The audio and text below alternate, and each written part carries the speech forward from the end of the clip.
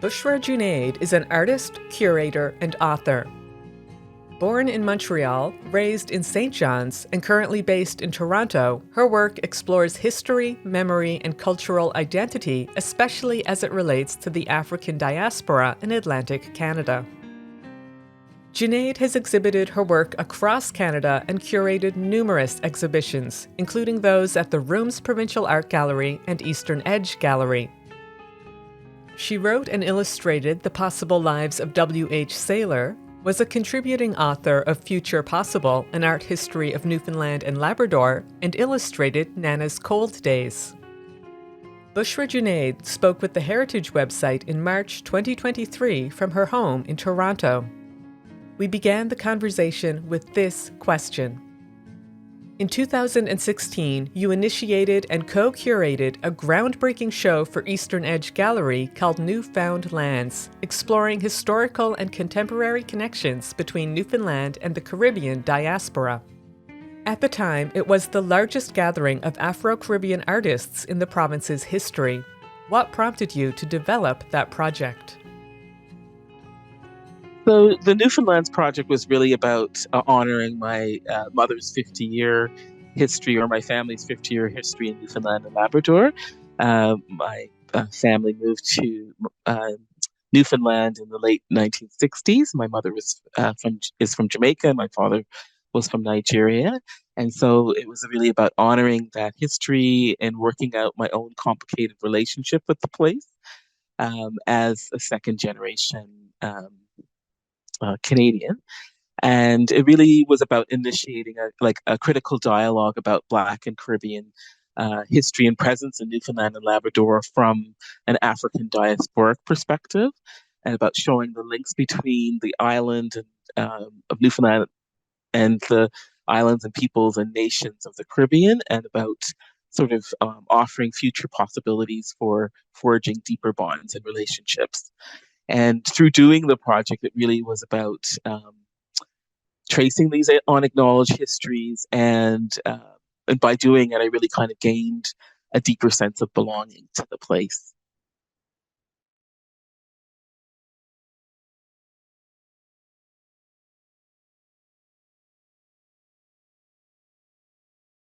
So the exhibition revolved around the concept of the Black Atlantic, which was developed by a Black British sociologist and cultural studies scholar Paul Gilroy. And in it, or through that, he's referring to the contributions of African descended people to modern cultures and societies through the movement of ships, goods, people, and ideas between Africa, Europe, and the Americas. Um, African diasporic or Black identity really, and culture and thought really has shaped and been shaped by transatlantic migration, forced and otherwise, over hundreds of years. And in turn, African diasporic culture has transformed music, language, social and political thought, cultures and cuisines on both sides of the Atlantic. It was also about showing Newfoundland and Labrador's role in this history. And I'd add that the exhibition was also reflected on and was shown alongside Vertigo C, which is a 3-channel video by British Ghanaian artist John Akomfra. And in a Vertigo C, Akomfra collages together archival and newly shot footage of ocean life. And he incorporates voices reading from classical literature, contemporary migration stories, to present an epic tale of humanity's relationship to the sea and its place in the history of whaling, migration, conflict, and slavery. So I'm sort of drawing themes from his work and themes from Newfoundland and Labrador's history to tie it all together.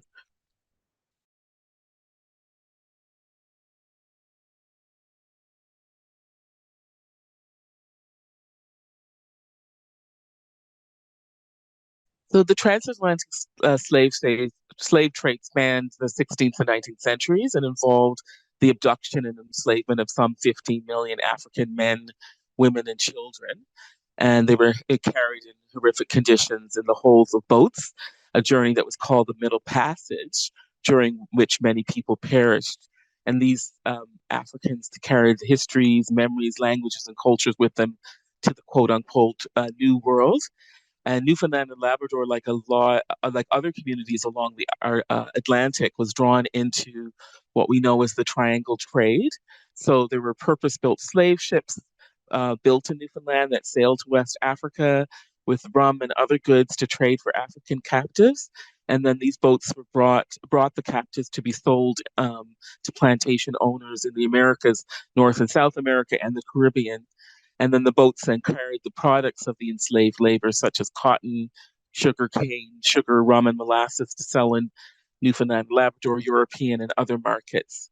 Um, as well, Caribbean slave owners, they were vital to Newfoundland and Labrador's developing economy because they bought the poorest grade of Newfoundland and Labrador's salt codfish or saltfish, which was also called refuse fish or Jamaica fish, to feed their enslaved workforce.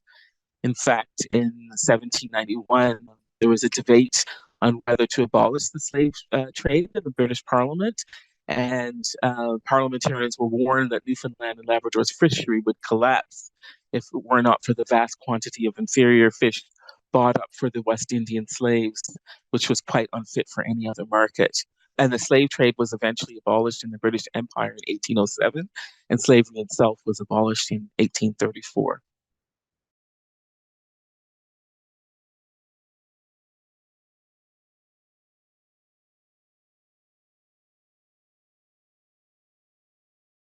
Yeah, so the triangle trade has really had an enduring influence on the food, culture, and traditions of Newfoundlanders and Labradorians, as well as Caribbean peoples. So all still eat saltfish. Newfoundlanders eat fish and brews, and Caribbean folks eat cabbage and callaloo or okra, which are vegetables, and ackee, which is the fruit of a tree that's native to West Africa. And yeah, Jamaica's national dish, for example, is ackee and saltfish.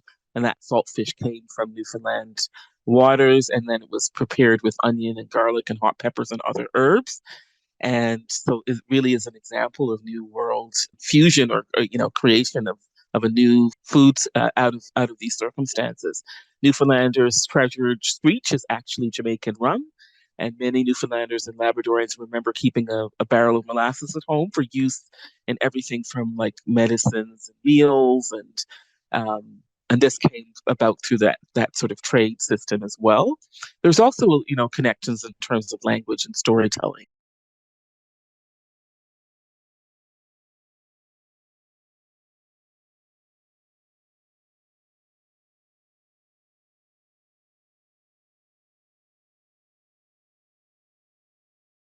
Yeah, so I created that piece by using an archival photograph from 1903 of Caribbean sugarcane workers.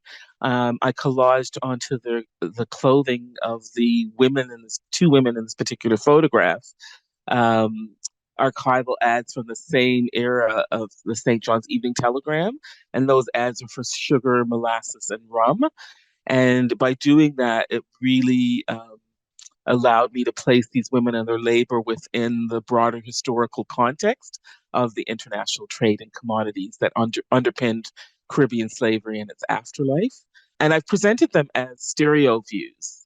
So, stereo views were used in the 19th century to give people a kind of a view of what life was like in other countries. People would kind of gather together in parlors and look at these images, which would be illuminated. And I've sort of shown these images in the same way. I've blown them up to life-size proportions, and then I've lit them up in a light box to kind of bring attention to this history, literally bring attention to this history. And I also am seeing these photographs as family portraits. So I'm identifying with the fact that the subjects in the photographs are of my grandparents' generation. So they could literally be my family. So I'm trying to sort of show a generational bridge between the post-slavery era and my mother, who was born in Jamaica in the late 1920s, right? So I'm really struck by the intensity of the gaze of the figures in these photographs and really their strong presence that they resonate with.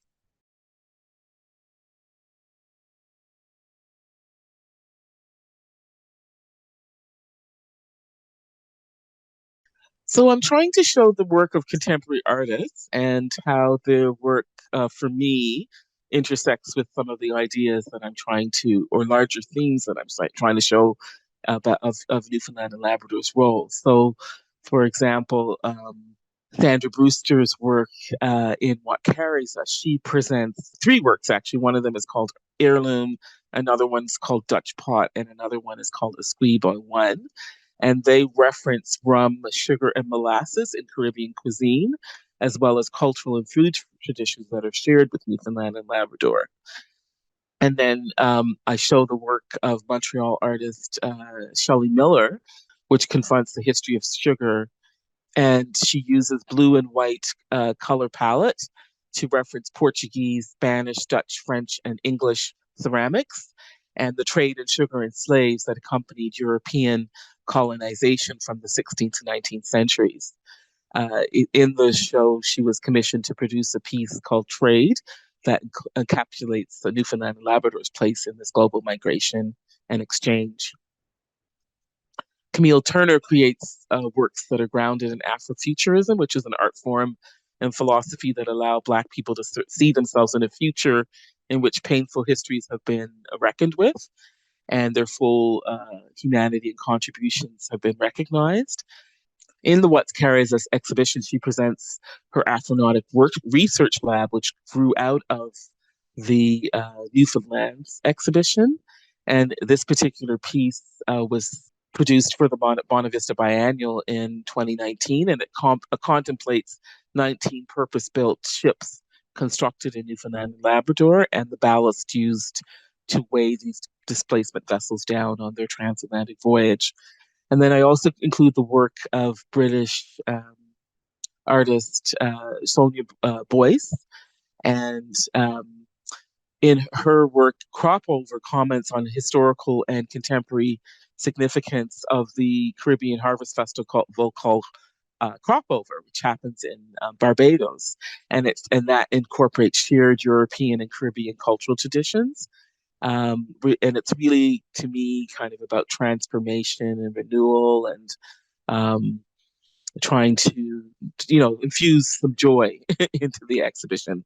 So together, the artistic works and items from the both exhibitions, and then some of the archival items that I used in the rooms exhibition, kind of offer us alternative strategies for kind of reading between the lines of established histories.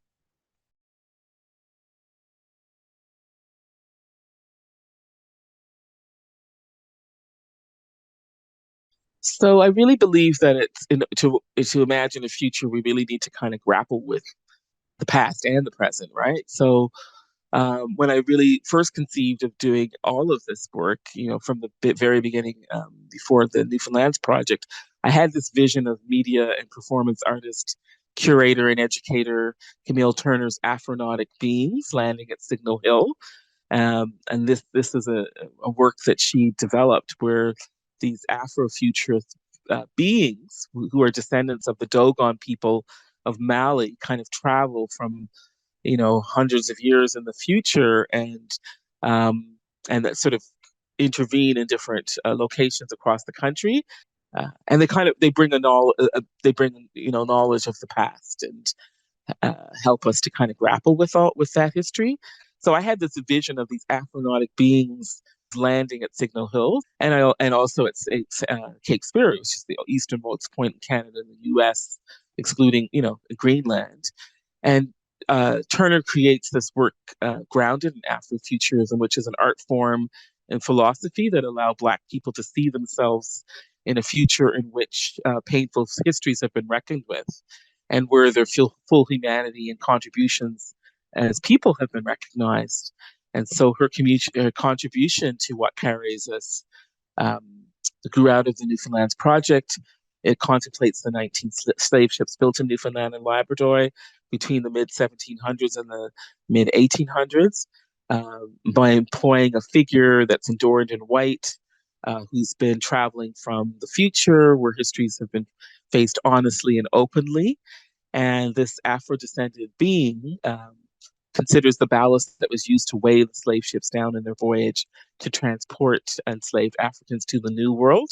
She also includes books, texts, advertisements seeking runaway slaves, and other artifacts that reveal Canada's hidden involvement in slavery.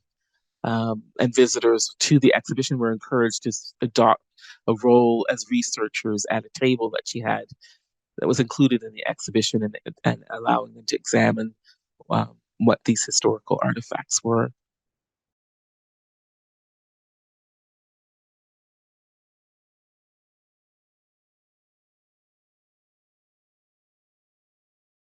So, What Carries Us included works by several contemporary women artists, three of them Canadian, Camille Turner, Sandra Brewster, and Shelley Miller, and one British artist, Sonia Boyce, as well as historical items from the room's collections, such as the rum barrel and the pipe that you mentioned. And other items included a bowl, a wine bottle, picture, and other objects from the Speedwell, which was a merchant ship that sunk near Trinity in the late 1700s. The molasses barrel you mentioned, and then there was examples of ballast, is used to weigh ships down, and then the remains of W.H., a 19th century sailor, and so on. Objects from the Speedwell, for example, show the taste of the burgeoning merchant class of that era. And what I was trying to show here is that while merchants were acquiring the finer things in life, most Newfoundlanders and Labradorians were eking out a living fishing, really struggling, hard scrabble life. And enslaved people in the Caribbean were laboring on plantations. So both of them caught up in this sort of, larger global system of oppression. So What Carries Us juxtaposed video, mixed media, mural, and photo-based works with items from the room's collections to convey these complex historical connections. The artworks and the archival items, they referenced rum, sugar, and molasses in Caribbean cuisine, and recalled cultural and food traditions shared between Newfoundland and Labrador and the Caribbean, and exchange in sugar and slaves that accompanied European colonization from the 16th to 19th centuries, and the province's place in that global migration and exchange, and then the ships that were constructed in Newfoundland and Labrador, and the ballast that was used to weigh them down, and then the role of Africans as mariners, and finally the transformation and celebration through shared European and Caribbean cultural traditions. So it was really my hope that this exhibition would encourage people to kind of read between the lines of, what you think or what have been the established histories, and really kind of think, about other ways of investigating the province's Black history and other histories that haven't been told. I also examined things like archival materials, like letters, wills, deeds, merchant ledgers, parliamentary transcripts, newspaper ads, and so on. And it really became, obvious to me that the voices of African descended people that I'm trying to access are rarely available in the archives, especially those of women and children. So I'm really trying to use archives to kind of raise questions for myself, help recover memory, help to imagine and find alternatives to these traditional archival materials to kind of gain a better understanding of familial and cultural traditions, and also to use my own artistic imagination and allow myself my questions to lead me to recover, lost history and find a sense of belonging for myself.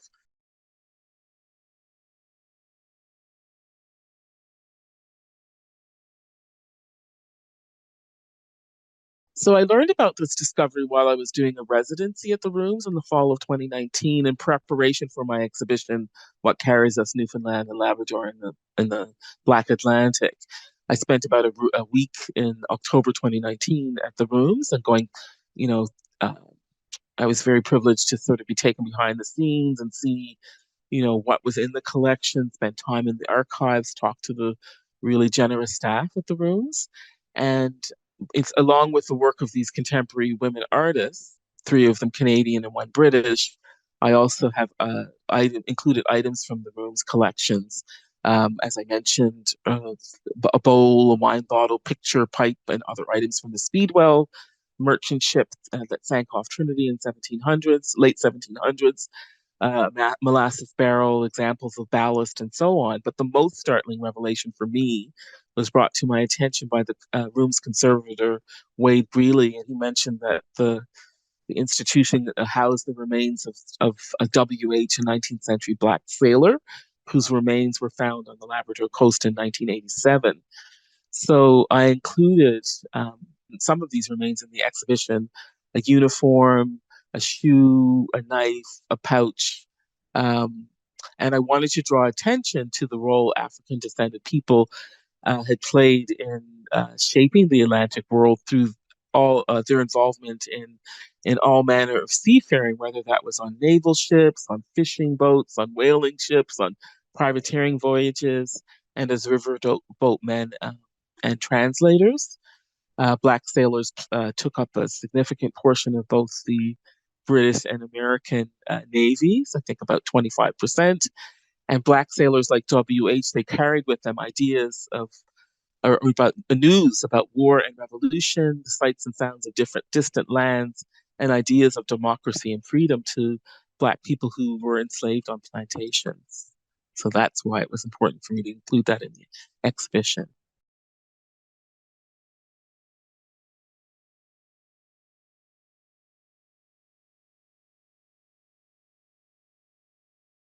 I wrote a children's book about WH because he simply captured my imagination, and I kept thinking about him long after the exhibition. I wondered about who he was, like where he was born, where he might have grown up, who his people were, what his life was like, how this young black man had ended up, buried in this place, Labrador. Um, I knew that we'd never have the answer to any of these, or might not be able to discover the answers to any of these questions. But I felt that we could sort of paint a picture of what the life of a black sailor in the late 18th or early 19th century was like from reading the historical accounts of other sailors. One such of sailor was Ulade Equiano, and he was an enslaved man who bought his freedom and became involved in the campaign to abolish the slave trade. One day I was working away on something entirely different when the opening two stanzas came from the book came out of nowhere and really startled me. And I'll just recite those to you. I don't know your rightful name. I don't know from whence you came. All I know is it's a shame that there is no one to claim your remains. I don't know from whence you came. I don't know your rightful name, but it's time that you were laid to rest again. And I was like, where did that come from? So I looked at what little we do know about WH, the shoe, the knife, the pouch, his uniform. I also learned from reading, as I mentioned, about other 19th century Black sailors. I read the work of historian W. Jeffrey Bolster. He wrote a book called Blackjacks and the Age of Sail, which really speaks to the experiences of these men and also tries to show or complicate the fact that Black people in that era weren't all enslaved on plantations. Some of them were like WH, took to the seas, right? And so, as with the exhibition, I really hope that readers of the book will kind of question what they know, what the established history is, and kind of think about how they can ask questions or investigate the province's Black history and other histories of this place that haven't been told.